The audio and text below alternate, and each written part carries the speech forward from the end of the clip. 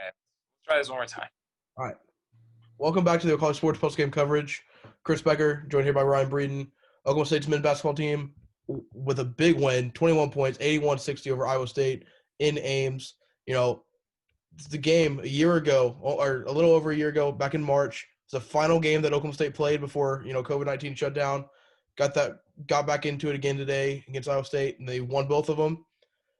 But this time is a little different. Iowa State only had 6 scholarship players, 8 total players.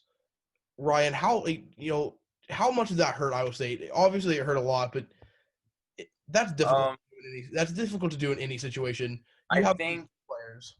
I think that Iowa State had it much worse today than even Oklahoma State did just on Saturday against Baylor. If Oklahoma State was down bad in that game, Iowa State was down horrendous in this one. They had no depth. I think they had 2 or 3 starters. They were out. Solomon Young, their best player, he was out. They were very shorthanded, and I mean, at first they got out to a fast start, had that 11-point lead early on, but then Oklahoma State kind of figured some things out, and basically it was a no contest in the entire second half. Oklahoma State outscoring them by 11. No Cade Cunningham, no problem. All the rest of the guys stepped up, and so I mean that's basically just what I saw today. I just saw an Iowa State team that really didn't stand a chance once the game started to develop and wear on, especially with the depth problem. Right.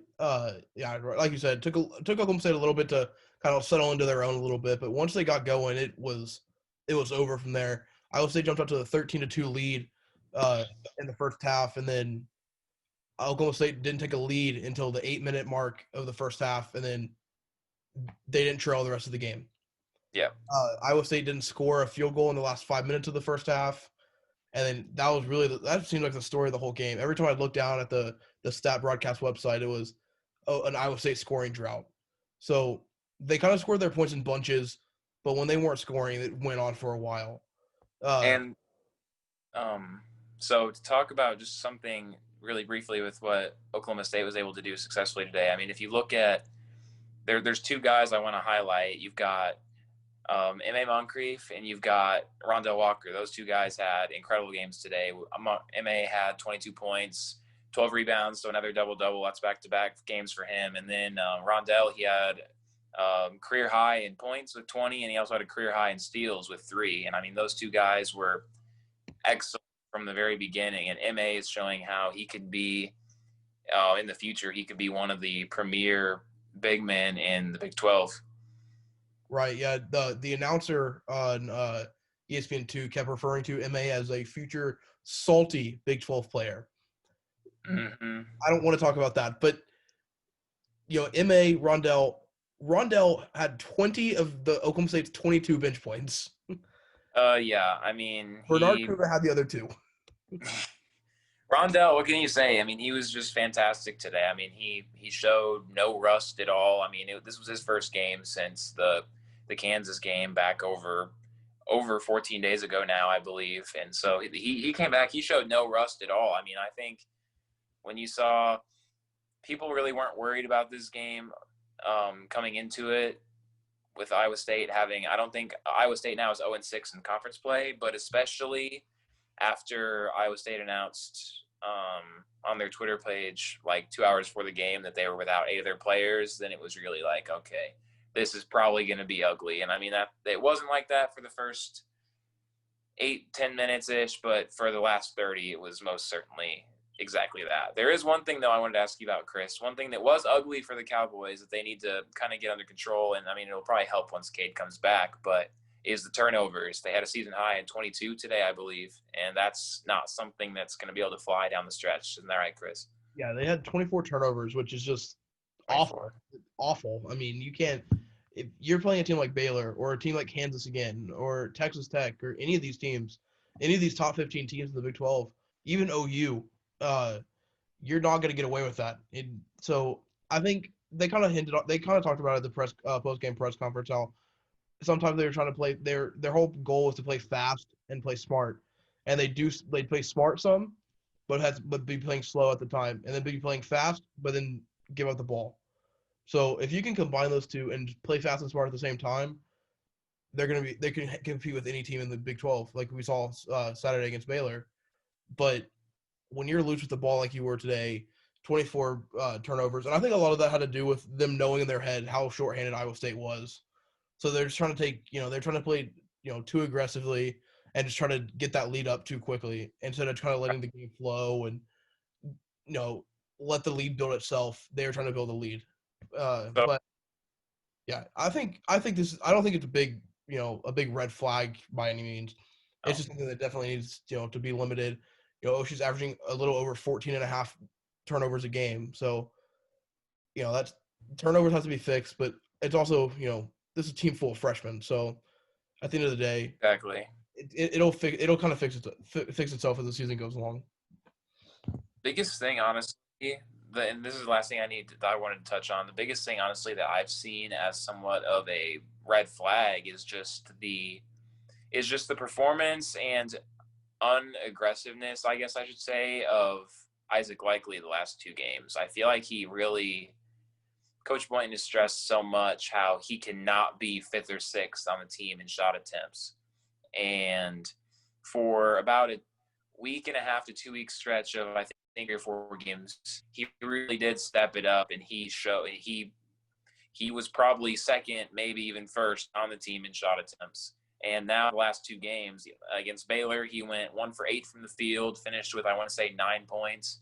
And now today he only attempts 6 shots, makes 3 of them, and finishes with 7 points. I mean, do you see his diminishing role the last 2 games, or like lack of aggressiveness? Do you see that as a potential problem? No, and I'll tell you why. I don't see it as a problem just because other guys have stepped up, and also we have to take into effect Cade Cunningham has been in here these last 2 games. So Right. obviously the next guy up, you're going to go down the list. You're going to have Cade Cunningham, and then you're going to be like, oh, Isaac Likely is going to be the next immediate answer for them. So guys they're going to be throwing the kitchen sink at Isaac Likely, trying to stop him. And even though he's Yes. not completing shots, he had 7 points, and he scored those points in very key moments when Iowa State would be kind of there until the very end. Iowa State was really close in this game, kind of never really out of it, and kind of would go on runs, and then Isaac Likely would score these key points and kind of shut the door on him again. And he also had 9 rebounds, and And he does everything well. There's not right, anything that he's kind of not. helping this team away from the stat sheet.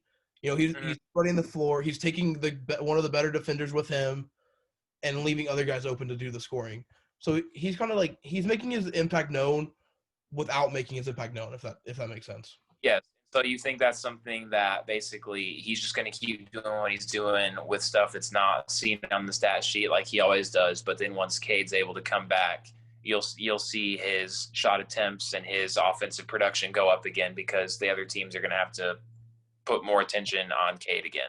Right. Basically, Whenever Cade's there, obviously the most attention is going to be on him. He's a future projected number 1 pick in the draft, and then you have Isaac Likely who's there too. So, obviously the more attention is going to go to Cade, which will open up Isaac's offensive ability again. yeah. I mean, I think it'll be interesting to see going forward what this team can do once Cade comes back. I mean, odds are he'll probably end up playing in their next game, which is against Arkansas next Saturday. I would assume he'll be back by then. And after that, I mean, after Arkansas, you've got somewhat of an easier stretch in the Big 12 than what you've had up until this point. I mean, you have TCU on the road, which is no easy task by any means necessarily. But then you have Texas at home and Kansas on the road. And none of those games are easy. But then you have 2 straight of Kansas State at home and Iowa State at home. And those games are very winnable. And then from then, your last 4 are going to be – well, your 4 right after that are going to be a gauntlet. You're talking at Baylor, home against Texas Tech, and then home and home essentially with OU. That's going to be a brutal 4-game stretch. So I'm interested to see how Cade's able to come back and see how these guys are able to pick up some steam and try to get some momentum towards what we hopefully can say would be an NCAA tournament bid later on in February for Selection Sunday. Right. I couldn't have said it better myself, really. But Oklahoma State proves to 10-4 on the season. You wouldn't know it by some of the comments being made on OSU Twitter. You'd think this team, is atrociously bad, but They improved to 10 and Best 4, 4-4 in Big 12 play, but it's the or Big best 12. four loss team. Sorry, best four loss team in the country. For sure, one of the best 4-loss teams in the country. 4-4 in Big 12 play, 10-4 overall. Again, they beat Iowa State 81-60. Back in action Saturday against Arkansas. Former Eddie Sutton coach team, and Remember the 10 game. yep, the big time game. Remember the 20th anniversary on Wednesday. Game on Saturday. That's all I got for you guys. Thank you guys for tuning in to the O'Colly Sports postgame coverage. Once again, Chris Becker, Ryan Breeden. We'll see you guys Saturday.